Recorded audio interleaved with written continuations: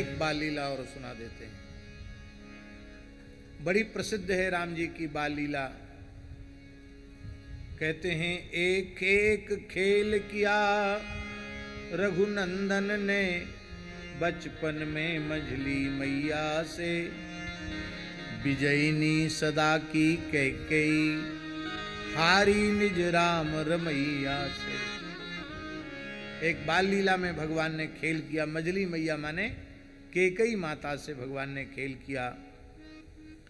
एक दिन अकस्मात दबे पैर आकर राम जी ने कैकेयी माता के दोनों नेत्र अपनी छोटी छोटी अंगुलियों से, हथेलियों से दबा लिए। कुछ बोले नहीं।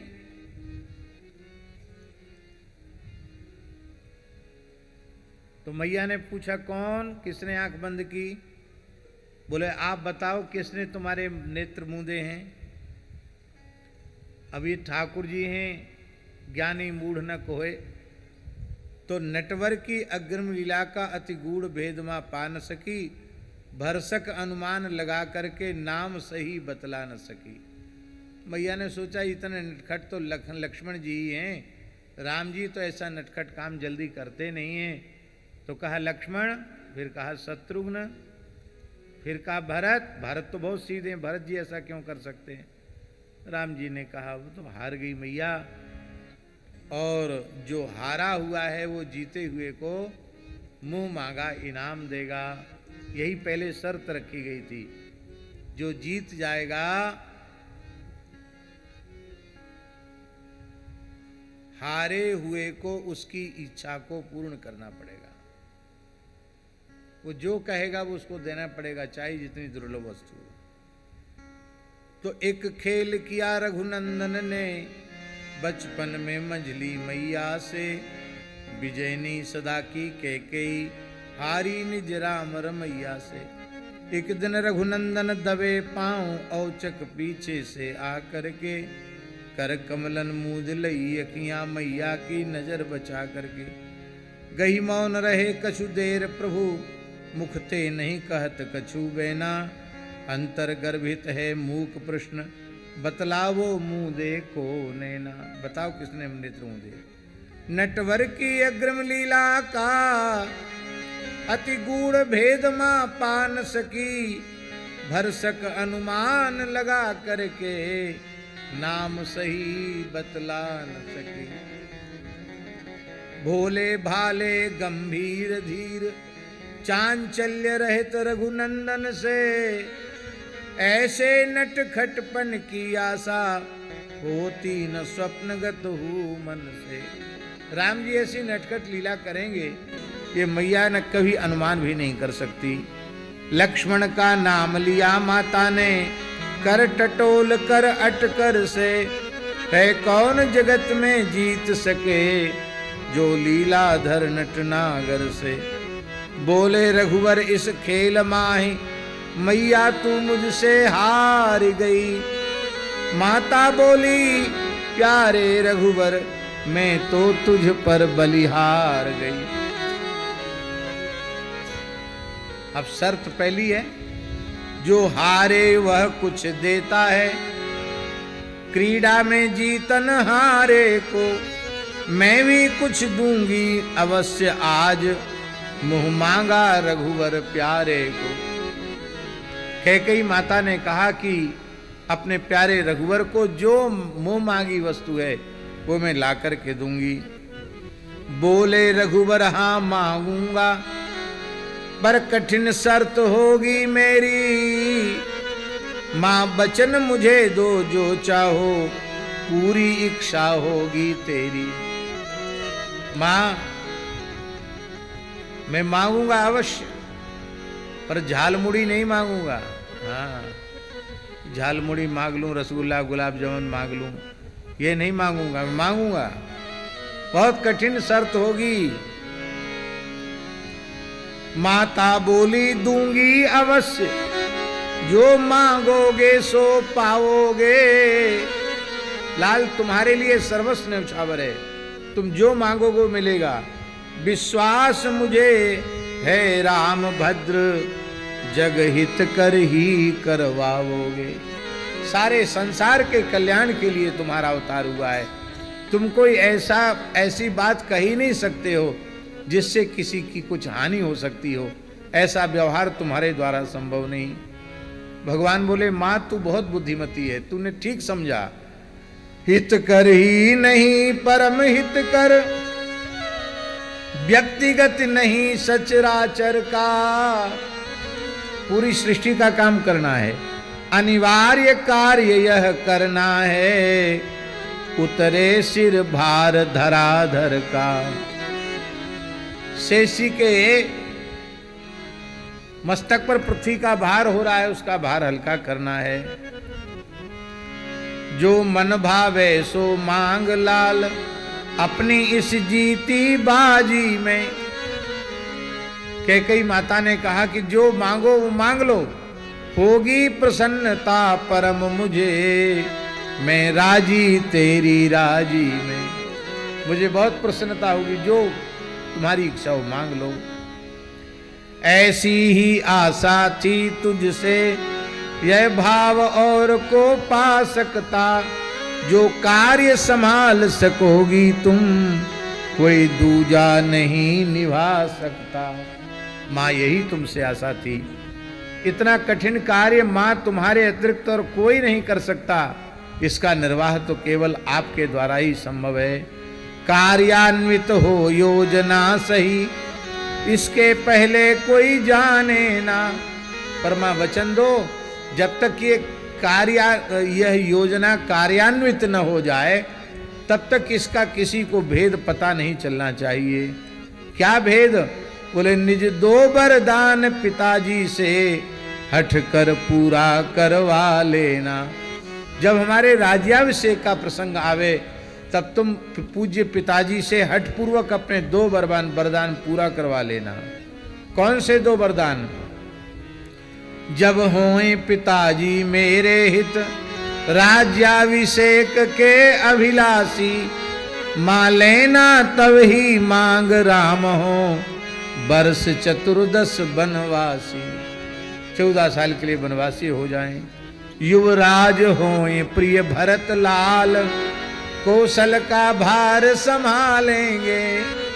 भरत जी राजा हो जाएं, तब तक हम बनवासी बनकर ये पूरे संसार की जो बिगड़ी है, सब बिगड़ी बात बना लेंगे। ये सुन करके मैया कैकेयी ठिठक गई। रह गई ठिठक मजली मैया, यह कठिन काम मुझसे लोगे, कौशल उजाड़ने का कलंक अपनी मंझली मां को दोगे। अयोध्या उजड़ जाएगी और मैं कलंक की भागनी बनूंगी। रह कर जग में रह कर सबकी, रह कर जग में सह कर सबकी, हे लाल कठिन जीना होगा। सारा संसार निंदा करेगा मेरी। इतनी निंदा, इतनी उपेक्षा पाकर के जिंदा रह पाना, जीवित रह पाना कठिन होगा। आजीवन सिसक सिसक होगा, अपयश कुटुंब का कटुतम विष पीना। अपकीर्ति का जहर पीना पड़ेगा। लेकिन मेरे लाल, यदि तुम्हारी प्रसन्नता इसी में है तो मैं सब कुछ सह लूंगी, पर तुम्हारा मुखकमल मुरझाया हुआ नहीं देख सकती। फिर भी यदि तुम्हें पसंद यही योजना अगर जग हित कर है। अब आगे की पंक्ति पर कैकेयी माता का वास्तविक स्वरूप है। इसलिए रामचरित्र की जननी माता कैकेयी है। कैकेयी न होती तो राम जी चित्रकूट नहीं आते। फिर कहाँ आप लोग रघुवीर मंदिर बनाते, कहाँ राम कथा सुनते, कहाँ कामदगिरी की परिक्रमा लगाते, कहाँ आरोग्य धाम बनाते, कहाँ विश्वविद्यालय बनाते। ये सब इसको तीर्थ बना दिया कैकेयी माता ने। फिर भी यदि तुम्हें पसंद यही योजना अगर जग हित कर है, पति पुत्र राज्य सुख सुयस स्वर्ग, तब रुचि पर सकल न्योछावर है। हे राघव, तुम्हारी प्रसन्नता के ऊपर, तुम्हारी रुचि पर पुत्र भी न्यौछावर है, पति भी न्यौछावर है, यश कीर्ति स्वर्ग सब कुछ न्यौछावर है। इस तरह जगत के हित कारण योजना बनी सुखशीलाए, के कई मातु निमित्त मात्र यह नारायण प्रभु लीलाए। इसलिए राम जी ने भरत जी से कहा कि जिन्होंने संतों की सभा का सेवन नहीं किया है वे ही जड़मती माता कौशल्या का कैकेयी को दोष देंगे, जिन्होंने संतों की सभा का सेवन किया है वे कैकेयी माता को दोष नहीं दे सकते। पूज्य श्री बक्सर वाले महाराज जी कैकेयी माँ के चरित्र का इतना सुंदर महिमा मंडन करते थे कि दूसरा कोई उदाहरण उपलब्ध नहीं होता। दूसरे पूज्य श्री संत गोपालाचार्य जी महाराज भी कैकेयी माँ के चरित्र को बहुत अद्भुत तरीके से कहते थे। एक बात चित्रकूट में हम बड़ी विनम्रता पूर्वक निवेदन कर रहे हैं, शायद पहले कही कि नहीं कही स्मरण में नहीं है। पूज्य संत श्री गोपालाचार्य जी महाराज ने कहा था एक बार अत्यंत एकांत में कि श्री राम जी के अवतार काल में हम अयोध्या में 3 लोग ऐसे थे जिन्होंने सबने कैकेयी को क्षमा कर दिया, पर श्री राम जी के प्रति अधिक प्रेम होने के कारण कैकेयी की उपेक्षा ही करते रहे, कैकेयी के महात्म्य को स्वीकार नहीं किया, कैकेयी के प्रति निंदा वचन हमारे मुंह से निकले, उसके कारण हम लोगों को बार बार जन्म लेना पड़ा। और हम 3 जन्म लेकर भजन किया और खूब श्रेष्ठ गान किया, कैकेयी माता का श्रेष्ठ गान किया। तो बोले अब कलयुग में हम तीनों का आखिरी जन्म है। बोले उनमें एक तो हूं मैं, वशिष्ठ पुत्र सुयज्ञ।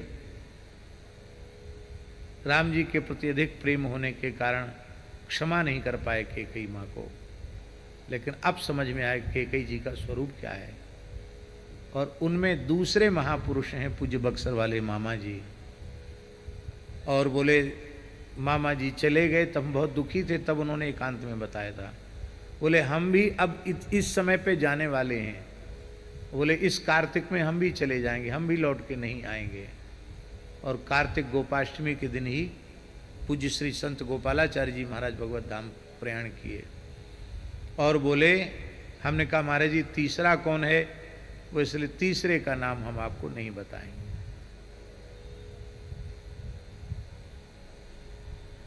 ये 2 नाम बताए, तीसरे का नाम हम नहीं बताएंगे क्योंकि उस तीसरे को अभी बहुत समय तक धरती पर रहना पड़ेगा, इसलिए हम नहीं बताएंगे।